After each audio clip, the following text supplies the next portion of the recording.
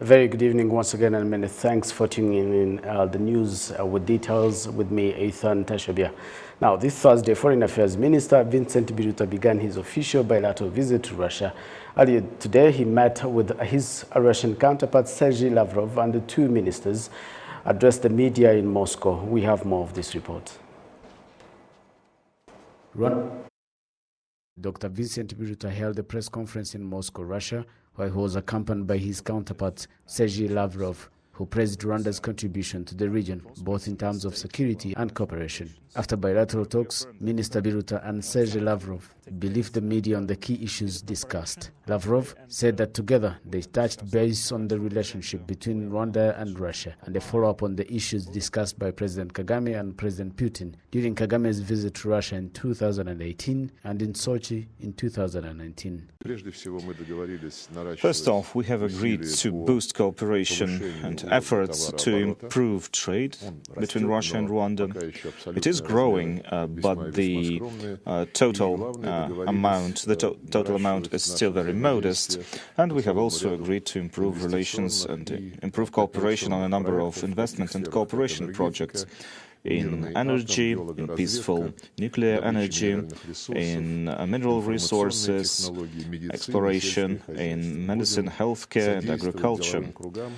We will help the business circles of both countries to expand and create new contacts between companies. Ministers Biruta and Lavrov also discussed the existing cooperation agreement signed between Rwanda and Russia, as well as the events in the Great Lakes region and the international community. Minister Biruta said that this was his first visit to Russia and that he was ready for further visits due to the fact that the relationship between the two countries was expanding, especially based on mutual respect. The relations between our two countries, which have been established more than 55 years ago, are based on mutual respect, shared values, and a fruitful collaboration at all levels for the benefits of our respective peoples. Earlier today, the talks between myself and my colleague had been very warm, comfortable, comprehensive, and productive.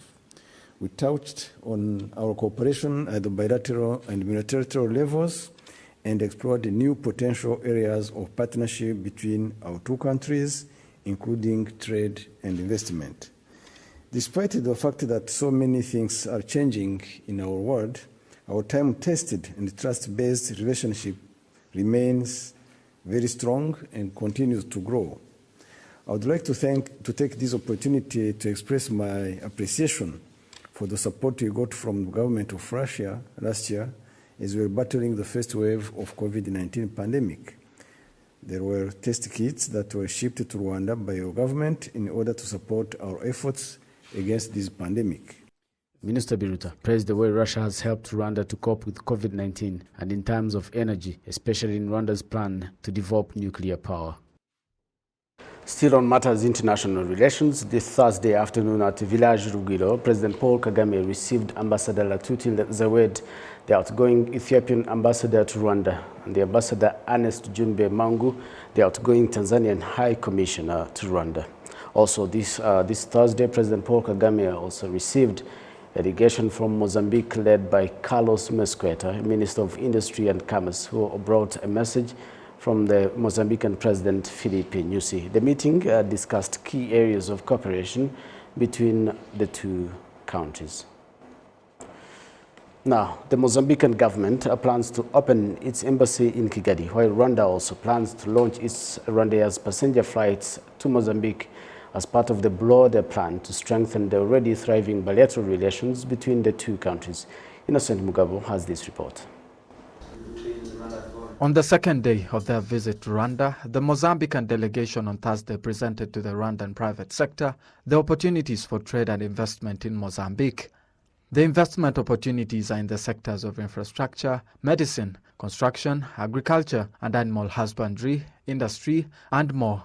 The fact that Mozambique is providing market opportunities and is preparing to open an embassy in Kigali has been welcomed by the Rwandan private sector.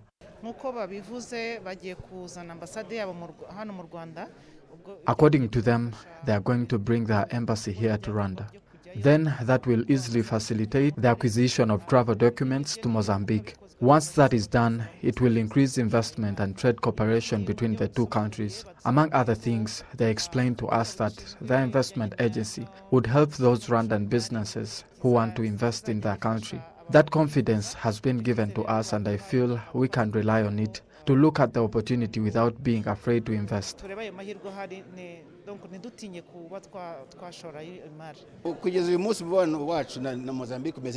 To this day, our relationship with Mozambique is very good, and it gives us the opportunity to invest in their country. The thing that I am very proud of is that Mozambique is a large country with a population of about 31 million.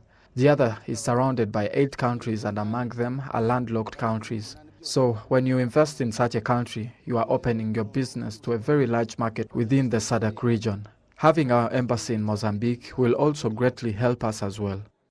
The Mozambican delegation in Rwanda is mainly comprised of government officials. The director of the RPX, an agency in charge of investment and export promotion in Mozambique, Gilda Consecao Perez, says this is the beginning of greater cooperation between the two countries. We have already started some activities with the RDB. We invite RDB to attend our trade annual fair, which took place 2 months ago. And we expect also to be here in December. We know that you organize your trade annual fair.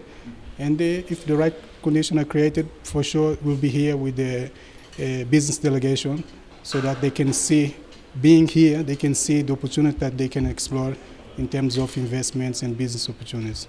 Mozambique's Minister of Trade and Industry, Carlos Alberto Fortes Mosquita, who is also the head of his country's delegation to Rwanda, says such cooperation should characterize Africans, especially in difficult times.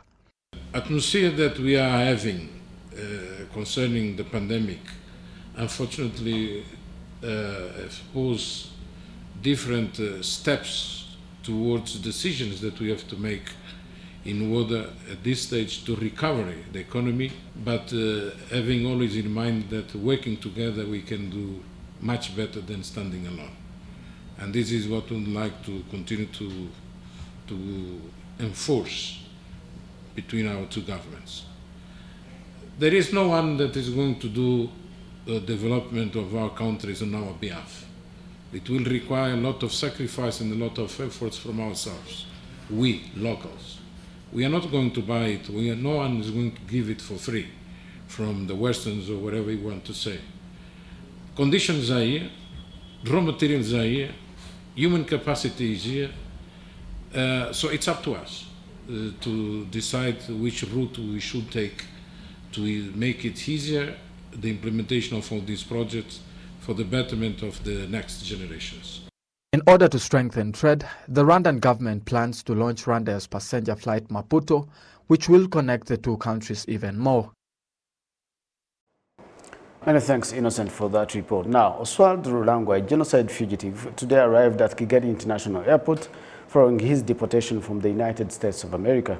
Rurangwa was in 2007 sentenced in absentia by the Gacaca court to 30 years in prison. Innocent Mugabo has more of this report. Rurangwa Oswald was flown to Kigali on a private plane at around 4 p.m. He was immediately handed over to the Rwanda Investigation Bureau RIB. The spokesperson of the National Public Prosecution Authority, Faustin Nkusi, says that Oswald has been deported to the Rwandan judiciary to serve a 30-year Gacaca sentence. He was a teacher but also the president of Interahamwe militia in Kisozi sector. So during the 1994 genocide against the Tutsi, he committed various acts of genocide. So the charges against him were crimes against, murder as crimes against humanity, extermination as crimes against humanity, complicity to commit a genocide. So, but later we drafted an indictment and sent it to the judicial authorities of USA to make sure that they extradite him. But they have chosen to deport him, which is a normal procedure for fugitives who commit a crime, and we really appreciate what they have done. It is a welcome decision. Nkusi also says that Rurangwa Oswald has the right to appeal the Gacaca court's decision or plead guilty and immediately start serving his sentence. So what is going to be done from now is he's going to be sent to the Mageragere prison, where he will serve his sentence, 30 years.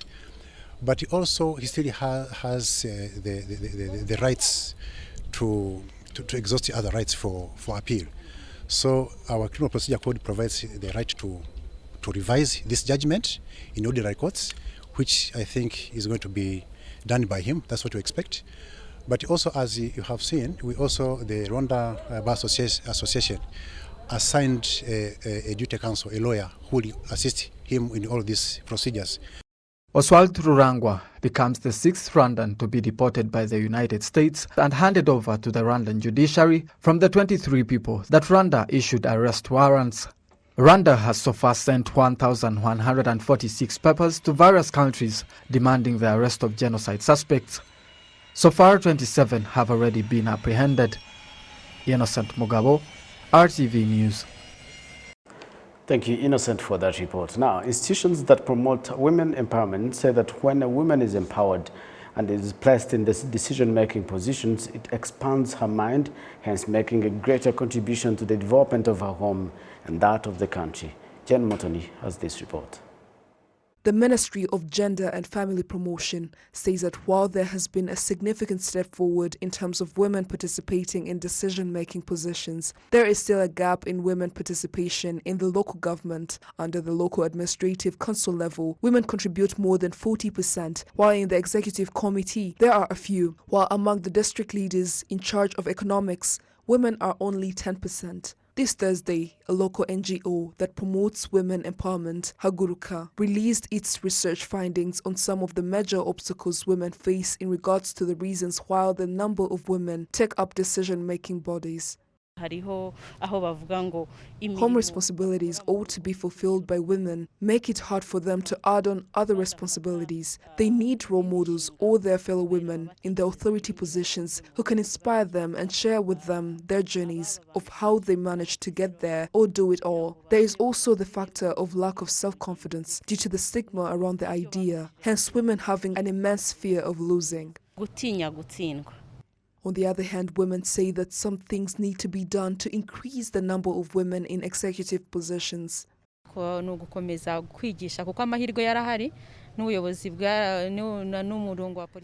to keep sensitizing them because the opportunities are available.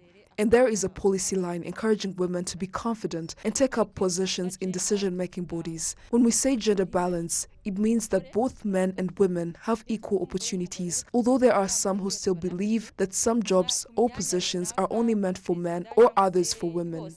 Our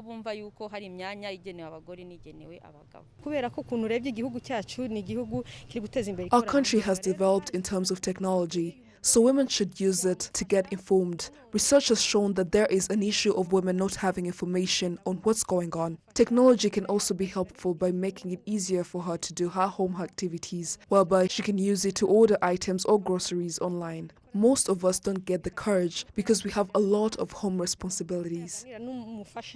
The Minister of Gender and Family Promotion, Waisenje Jeanette, says Rwanda gives men and women equal opportunity to work freely and contribute to the development. She encourages women to have self-confidence.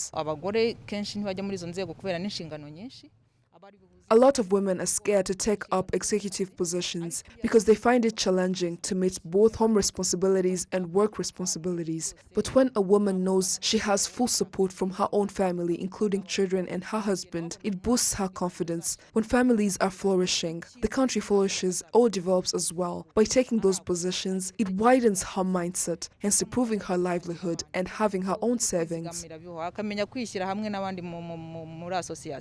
The Ministry of Gender and Family Promotion says Rwanda ranks second among countries that have been able to bridge gender gap, according to a report titled Closing Gender Gap Report released in 2021. Women are encouraged to run in the upcoming local government elections scheduled in the coming days and not to be afraid to run for key positions.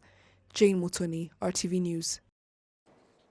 Many thanks, Jane, for that report. Now, researchers and historians have commended the government of Rwanda for its push to have its cultural and historical sites registered on the World Heritage List, as this will promote sustainable development. Jen Mutoni has more. Registering Rwanda's cultural and historical sites on the UNESCO World Heritage List was part of a review of a conference that brought together various stakeholders in the field of culture and preservation of the country's history and looked at how some of Rwanda's cultural and historical symbols could be recorded in the world's heritage. The richness of the history of Rwanda tells us about the past, the present and the future, which means that it is not only a heritage of Rwanda but also of the world. This will reveal to the world the most important part of the Rwandan heritage, which could also be a surprise to the whole world.